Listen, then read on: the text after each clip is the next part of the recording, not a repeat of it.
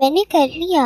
मैंने अपनी बेटी के लिए दाना ढूंढ लिया। फिर खुशी खुशी मम्मा चिड़िया वो दाना लेकर अपने घर जाती है। मम्मा मम्मा आपके पास थके होंगे, ऐसी तेज ठंड में आप कैसे उड़ लेती हैं? अपने बच्चों के लिए मम्मा पापा को सब करना पड़ता है। आप ये खाना खाओ, मैं जंगल से कुछ सूखी लकड़ियाँ लेकर आती हूँ। आज हम रात को आग जलाएंगे, ठंड बहुत बढ़ गई है। फिर मम्मा चिड़िया जंगल की तरफ जाती है और पीछे से गोरी कौवी, जो कि बहुत ही दुष्ट कौवी थी, वो रानू के घर आती है और गुड़िया से उसकी मम्मा का लाया हुआ दाना छीन लेती है। चल हट पिद्दी चिड़िया, तेरा अभी तक पेट नहीं भरा, किसी और को भी खा लेने दो।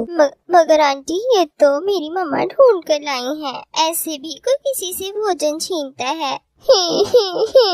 ऐसे ही कहते हुए गोरी कौवी वहाँ से भाग जाती है और फिर चिड़िया सूखी लकड़ियाँ इकट्ठी करके अपने घर आती है।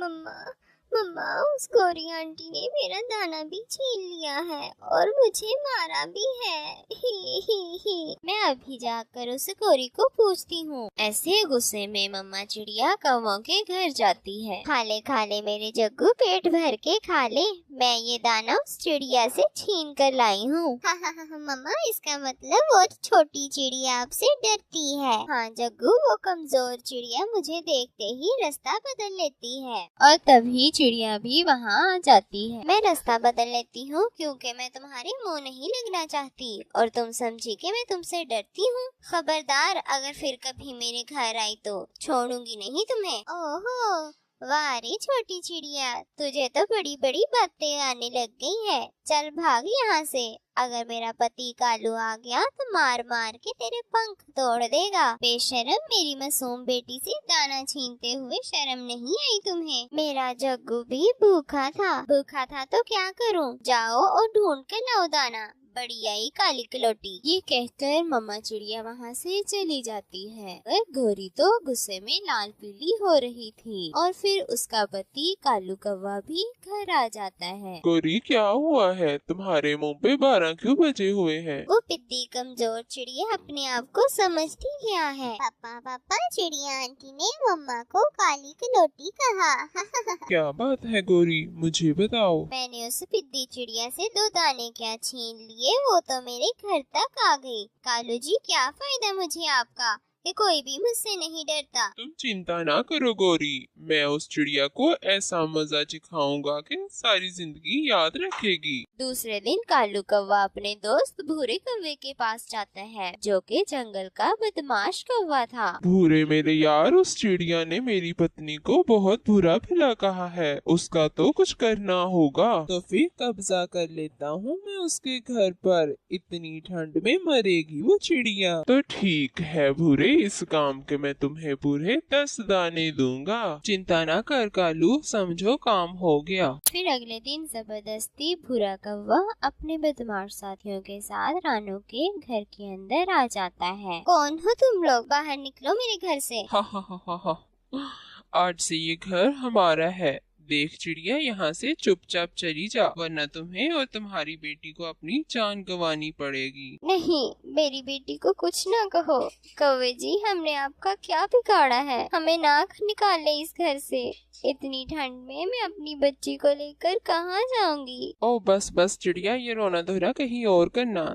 चल अब जल्दी से यहाँ से निकलती हो। और फिर वो दुष्ट कौवा मम्मा चिड़िया और गुड़िया को घर से निकाल देता है। इस तेज ठंड में मम्मा चिड़िया और गुड़िया रोते रोते जंगल से दूर निकल जाते हैं। मम्मा, अब हम कहाँ जाएंगे? इस ठंड में हम कैसे जिएंगे? मम्मा चिड़िया तो सदमे से कुछ बोल ही नहीं पा रही थी और वो दोनों उड़ते उड़ते थक कर एक पेड़ पर बैठ जाते हैं। मम्मा, वो देखें, अब हम सर्दी से नहीं मरेंगे। ये सुनकर मम्मा चिड़िया फौरन बोलती, कहाँ गुड़िया, मुझे तो कोई घर दिखाई नहीं देता यहाँ। आप किस घर की बात कर रही हो? मम्मा, वो ट्रेन का पुराना डब्बा कितने अरसे से यहीं पड़ा है, क्यों ना हम इसी में अपना घर बना लें। हाँ गुड़िया बेटा, वहाँ पर कोई भी आता जाता नहीं, हम वहाँ रह सकते हैं। फिर वो माँ बेटी ट्रेन के डिब्बे को ही अपने घर की तरह सजा लेती हैं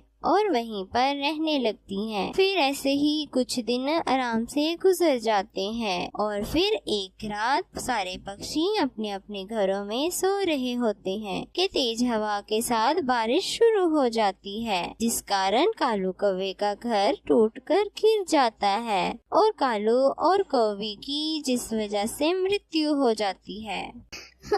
मम्मा, पापा उठे, आंखें खोले, अब मैं कहाँ जाऊंगा? और दूसरी तरफ भूरे कौवे के सर पर घर की छत की लकड़ी गिरती है, जिस कारण उसकी भी मृत्यु हो जाती है। फिर जग्गू उड़ता उड़ता जंगल से बाहर निकल जाता है और वो उसी ट्रेन के डिब्बे के पास पहुंच जाता है। जग्गू उस ट्रेन के डिब्बे के अंदर जाता है।